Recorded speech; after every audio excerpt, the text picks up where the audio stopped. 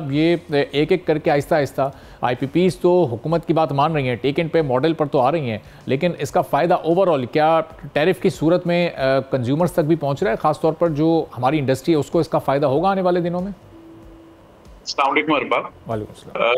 उम्मीद तो यही की जा रही है कि जब हम ये कैपेसिटी पेमेंट के जंजाल से बाहर निकल आएंगे तो इसका फायदा डोमेस्टिक में भी और इंडस्ट्री में दोनों में होगा और होना चाहिए।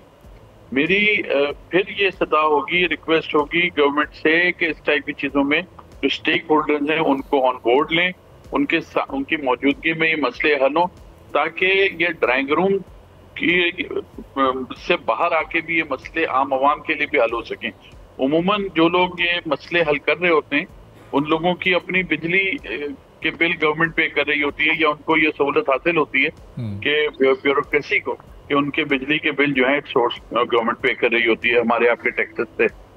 तो जब इसमें वो लोग अगर बैठे होंगे जो बिजली के मामला समझते भी हैं और अपने बिजली के बिल भी दे रहे हैं, इसका दर्द भी रखते हैं, तो उन लोगों की मेरा ख्याल में ज्यादा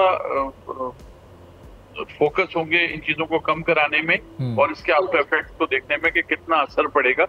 और मैं साथ साथ ये भी जरूर गुजारिश करूंगा गवर्नमेंट से कि जो आईपीपीज आगे बढ़ रहे हैं और अपने ये मुआहदे करें गवर्नमेंट के साथ, उनका जिक्र भी किया जाए गवर्नमेंट के जो न्यूज हैं और इन सब में उनकी तारीफ भी की जाए, और जो अभी तक नहीं आए उनका भी जरूर जिक्र किया जाए, क्योंकि एक ये भी तासुर जा रहा है कि कुछ पसंदीदा लोग जो हैं या कुछ पसंदीदा कंपनीज जो हैं उनको इन मुआहदों में से दूर रखा जा रहा है और वो अपनी कैपेसिटी पेमेंट्स ले रही हैं। तो अच्छा होगा कि सबके साथ और अक्रॉस द बोर्ड सबके साथ एक जैसा मामला हो। सब्सक्राइब करें और बेल दबाएं ताकि कोई खबर रह न जाए।